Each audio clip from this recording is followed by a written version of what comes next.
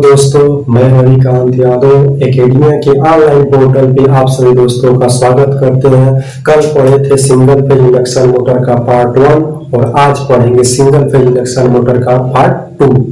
Part 1 में पढ़े थे सिंगल फेज इंडक्शन मोटर किसे कहते हैं, यह कितने प्रकार का होता है, इसकी संरचना कैसी है और इसका वर्किंग क्या है या किसके प्रिंसिपल पे। एक प्रकार जो इंडक्शन टाइप है उसके दो भागों को पढ़े थे।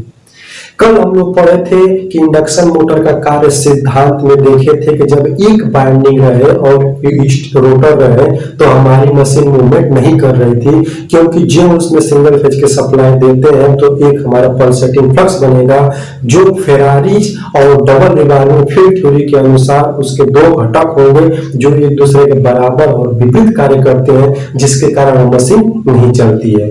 अब हम डंडा या कलम को लेंगे, उसको जिस दिशा में घुमा देंगे वो उसी दिशा में घूमने लगेगी, लेकिन यह क्रिया कब करेंगे और कब तक करेंगे हमें नहीं पता है, इसलिए उसको सेल्फ स्टार्ट बनाए थे। इसलिए मेन बाइंडिंग के समांतर में हम क्या किए थे, ऑक्सिलरी बाइंडिंग किए थे, जिसको फेज स्प्लिट कर दिए थे, यानी सिंगल फेज का जो फ्लक्स है वो पल्सेटिंग से उसको क्या किया, रोटेटिंग बना दिए हैं और वह दो फेज की मशीन बन जाती है। अब हम स्टार्ट करते हैं टाइप नंबर 1 में single phase induction type motor, यानी ऐसा सिंगल फेज का मोटर जिसके केवल स्टेटर को सप्लाई रोटर को सप्लाई नहीं दिया जाता है, वह हमारा होता है इंडक्शन मोटर। ठीक, इसमें सबसे पहले समय का अभाव होने के कारण कम समय में अधिक सही जानकारी जो परीक्षाओं में क्वेश्चन पूछता है उसी को हम पढ़ेंगे, क्योंकि डिजिटल का जो फॉर्म है वो ऑनलाइन होना स्टार्ट हो गया है। इसलिए इतना भी अगर आपके पास तैयार है तो कोई भी क्वेश्चन आपका रुकेगा नहीं। सबसे पहले स्टार्ट करते हैं रेजिस्टेंस स्टार्ट इंडक्शन मोटर। इसका अन्य कई नाम भी होते हैं, नाम भी जानना आपको जरूरी है। जैसे इसका होता है phase split induction motor, resistance split induction motor कहते हैं। उसके बाद जो इसका फिगर बना हुआ ये भी आपको आना चाहिए, क्योंकि परीक्षाओं में कभी कभी क्या करता है कि फिगर देके पूछ देगा कि किस मोटर का फिगर है। अगर मेन बाइंडिंग रहे, ऑक्सिलरी बाइंडिंग रहे, सेंट्रीफ्यूगल स्विच लगा रहा है और आपका रोटर लगा रहेगा तो यह होता है रेजिस्टेंस स्टार्ट इंडक्शन मोटर।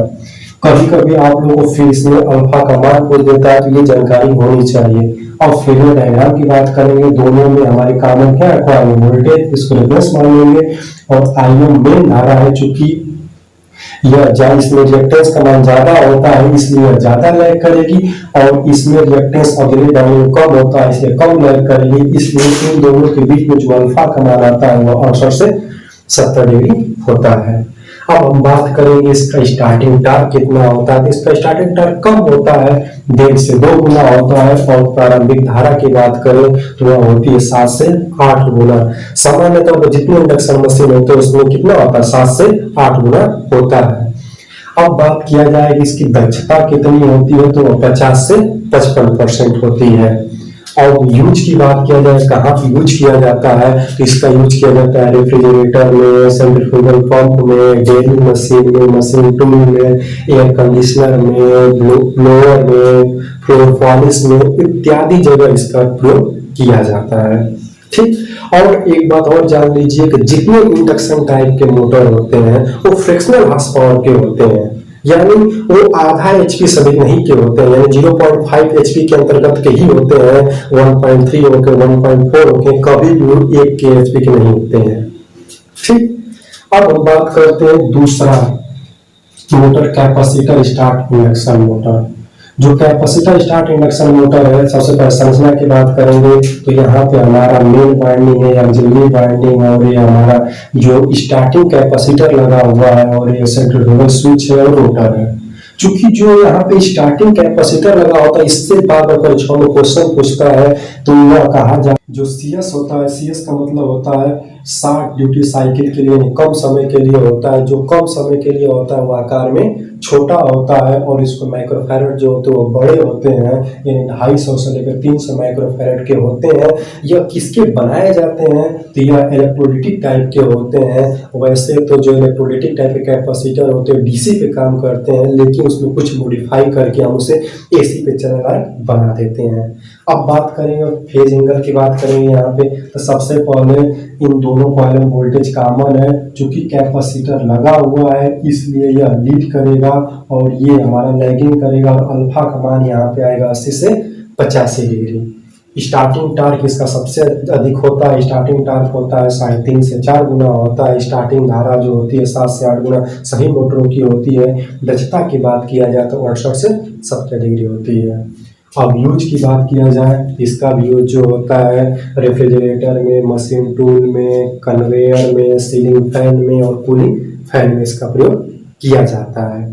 अब हम बात कर रहे हैं जो अगला हमारा मशीन है परमानेंट स्पीड कैपेसिटर मोटर। इसे कहा जाता है पीएससी मोटर, यानी इसको ये भी कह सकते हैं परमानेंट कैपेसिटर मोटर भी कह सकते हैं।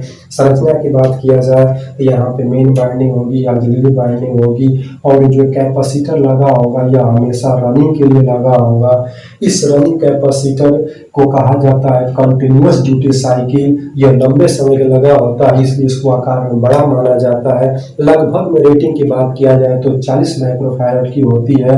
और यह बना किसका होता है तो यह बना होता है आयरन फील्ड पेपर टाइप का। चूंकि आपसे पूछ दे कि जो हम लोग का शॉर्ट ड्यूटी साइकिल के लिए होता है स्टार्टिंग कैपेसिटर किसका बना होता है तो स्टार्टिंग कैपेसिटर इलेक्ट्रोलाइटिक टाइप का होता है। जो रनिंग कैपेसिटर होता है किसका बना होता है आयरन फील्ड पेपर टाइप का होता है। फेज एंगल की बात किया जाए तो लगभग में इसमें फेज एंगल 85 से 90 के बीच में आता है। और इसमें एक चीज और बात है कि हमारा जो सेंट्रीफ्यूगल स्विच की आवश्यकता नहीं होती है, इसके पावर फैक्टर उच्च भी माना जाता है। स्टार्टिंग टॉर्क इसका थोड़ा कम होता है, 2.5 से 3 गुना होता है। और परमानेंट कैपेसिटर लगे होने के कारण जो इसकी स्टार्टिंग धारा है कैपेसिटर स्टार्ट की तुलना में थोड़ा सा कम लेता है, यानी वह कितना होता है 6 से 7 गुना। और दक्षता की बात किया जाए तो वह 65 से 70% होती है। सामान्य तौर पे इसका जो प्रयोग किया जाता है सीलिंग फैन में प्रयोग किया जाता है। इसके बाद इसका और जगह यूज कर सकते हैं ब्लोअर में, कंप्रेसर ऑफ रेफ्रिजरेटर में, एयर कंडीशनर में प्रयोग कर सकते हैं। अब हमारा जो अगला मोटर है capacitor start capacitor run motor, इसका अन्य नाम भी है टू वैल्यू कैपेसिटर मोटर। इसकी संरचना की बात किया जाए तो ये मेन वाइंडिंग है, ऑक्सिलरी वाइंडिंग है, ये हमारा मोटर है। ये देखिए यहाँ पे हम लोग का एक लगा हुआ है कैपेसिटर जो रनिंग वाला और एक स्टार्टिंग वाला है।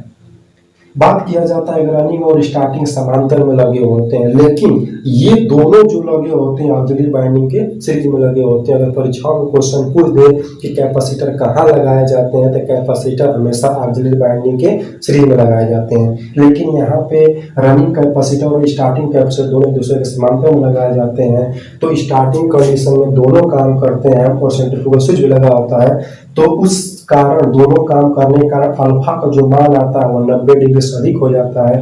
लेकिन जैसे ही 75 से 80% गति प्राप्त कर लेती है सेंट्रीफ्यूगल स्विच ऑन हो जाता है और इस स्टार्टिंग कैपेसिटर को क्या कहते हैं अलग कर देता है। उसके बाद अल्फा का जो मान है वह 90 डिग्री हो जाता है, जिसके कारण जो इसका स्टार्टिंग टार्क है वह उच्च माना जाता है और स्टार्टिंग धारा भी क्या होती है वह हाई मानी जाती है। क्योंकि समांतर पथ पर ज्यादा बन जाता है तो रेजिस्टेंस कम हो जाएगा, जिससे धारा का मान ज्यादा बढ़ जाता है।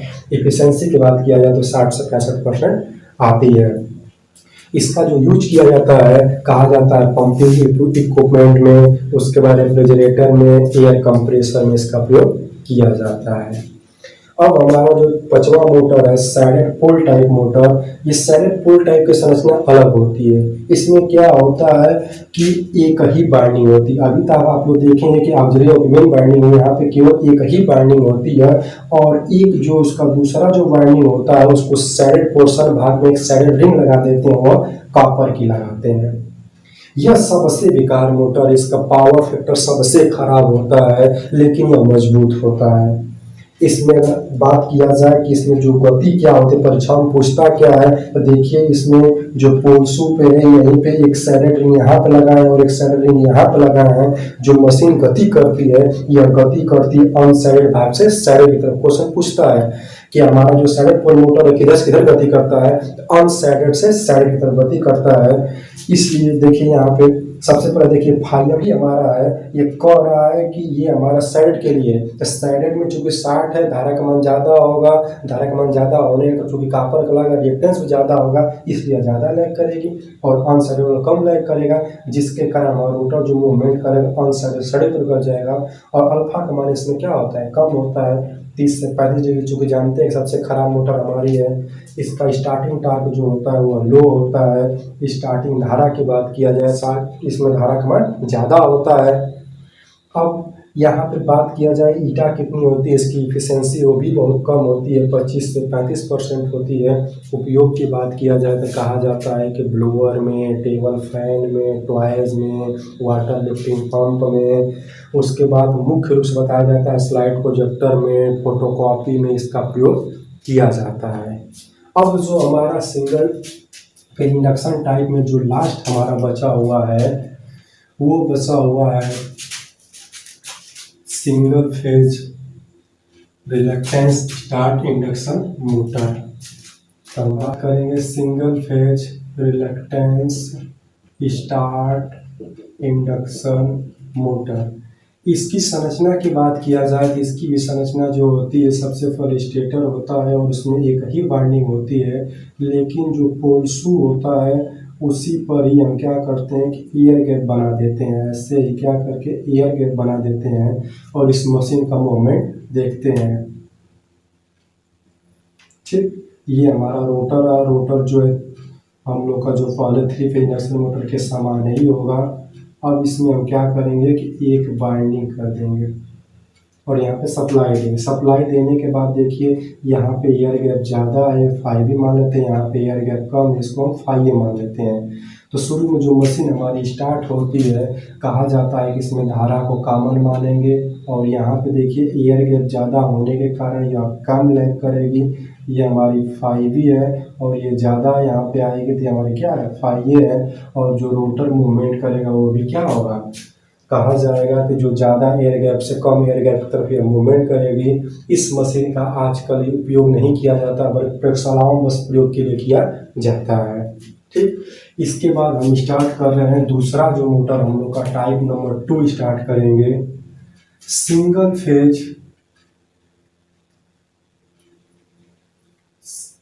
Phase synchronous type motor. ठीक, एकल कड़ा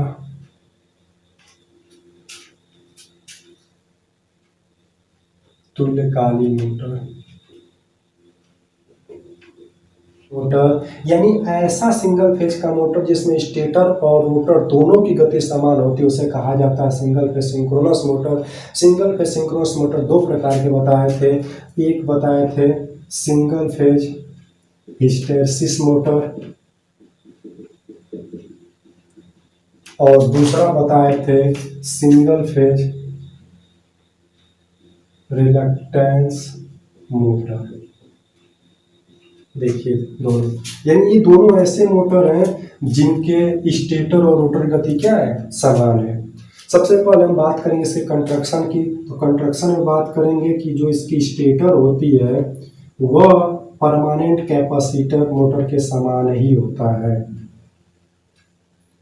लेकिन जो रोटर होता है उसकी बनावट थोड़ी अलग होती है। रोटर में क्या करते हैं कि सबसे पहले बीच में जो लेते हैं यह कहा जाता है कि नॉन मैग्नेटिक मटेरियल है, नॉन मैग्नेटिक मटेरियल लेते हैं, यानी नॉन मैग्नेट जिसमें चुंबक नहीं बनता हो। जैसे अगर मटेरियल की बात किया जाए तो एल्युमिनियम लेते हैं। उसके बाद इसी के ऊपर जो होता है दूसरा मटेरियल लेते हैं। जो दूसरा मटेरियल होगा यह कहा जाता है कि बहुत हार्ड मैग्नेटिक मटेरियल पदार्थ लेंगे, हार्ड मैग्नेटिक मटेरियल लेंगे, यानी ऐसा पदार्थ लेंगे जिसका जो बीएच टूप है वो आयताकार टाइप का बने। इसमें कहा जाता है कि एल्युमिनिको को लेंगे, स्टील कोबाल्ट ले लेंगे, इत्यादि पदार्थों का हम क्या करते हैं, प्रयोग करते हैं। अब इसको हम बात करेंगे इसकी जो कार्य सिद्धांत क्या है। कार्य सिद्धांत में सबसे पहले यहाँ पे हम सप्लाई देंगे सिंगल फेज का। सिंगल फेज की सप्लाई देने के बाद यहाँ पे क्या होगा, एक रोटेटिंग मैग्नेटिक फील्ड जनरेट होगी और वह रोटेटिंग मैग्नेटिक फील्ड इस चालक को काटेगा। चालक काटने के बाद स्टार्टिंग कंडीशन में जो होगा, स्टार्टिंग कंडीशन में हमारा जो रोटर होगा यहाँ पे हिस्टैरिसीस और एडी करंट दोनों पैदा होंगे, जिसके कारण इसमें क्या होगा, दोनों के कारण यहाँ पे टार्क होगा ये ईडी करंट के कारण टार्क लगा है और हिस्टैरिसीस के कारण यहाँ पे क्या होगा, टार्क लगेगा। लेकिन जैसे ही वह रनिंग कंडीशन में यानी 75 से 80% गति प्राप्त कर लेगा, उस समय हम लोग की जो मशीन है उस समय केवल हिस्टैरिसीस काम करता है, ये ईडी करंट काम नहीं करता है।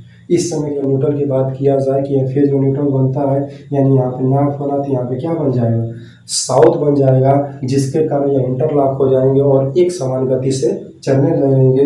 अब इसमें हम बात करेंगे कि इसका यूज कहाँ किया जाता है, तो मुख्य रूप से इसका यूज किया जाता है इलेक्ट्रिक क्लॉक में। कहाँ पे प्रयोग किया जाता है, इलेक्ट्रिक क्लॉक में प्रयोग किया जाता है। इसका प्रयोग हम टेप रिकॉर्डर के रूप में भी कर सकते हैं, टेप रिकॉर्डर के रूप में कर सकते हैं, और इसका प्रयोग जो कर सकते हैं कहा जाता है कि साउंड रिप्रोडक्शन के रूप में। अगर कोई साउंड बनी है और उसमें कुछ हमें बदलाव करना है तो वहाँ पे हम किसका प्रयोग करते हैं, हिस्टैरिसीस मोटर का, क्योंकि इसमें आवाज़ नहीं आती है। अब हम बात करेंगे सिंगल फेज रिलक्टेंस मोटर, तो इसमें भी संरचना की बात किया जाएगा। तो संरचना में देखेंगे कि यहाँ पे जो इसका स्टेटर होता है वह कैपेसिटर स्टार्ट इंडक्शन मोटर की तरह बनाया जाता है, और जो रोटर होता है, रोटर में थोड़ी सी हम लोग बदलाव करते हैं। अब बदलाव ये करते हैं कि रोटर में ही खांचे काट देते हैं ऐसे, जैसे लगता है कि सिंक्रोनस टाइप का जो मोटर होता है, साइलेंट टाइप का, यानी कह सकते हैं कि जो जिसमें एयर गैप ज़्यादा हो जाए यहाँ पे ये चीज़,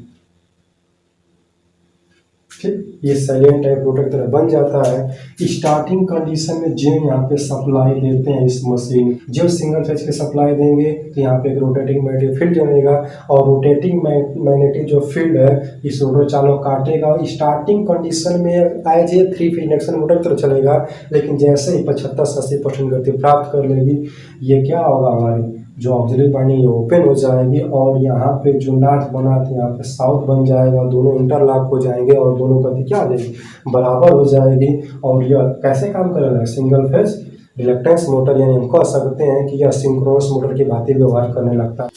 अब इसके हम यूज की बात करेंगे, यूज कहाँ किया जाता है, तो पहला होता है इलेक्ट्रिक टाइमर, इलेक्ट्रिक क्लॉक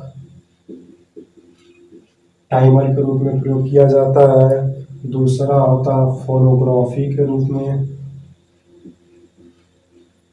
उसके बाद होता है सिग्नली डिवाइस जो होती है, सिग्नली डिवाइस जो होते हैं वह रिकॉर्डिंग प्लेयर के रूप में करते हैं। ठीक, अगर इतनी जानकारी आपके पास है तो सिंगल फेज इंडक्शन मोटर से आपको कोई क्वेश्चन रुकेगा नहीं। अब बचे हैं हमारे सिंगल फेज कम्यूटेटर टाइप के मोटर, जो अगली क्लास में देखा जाएगा।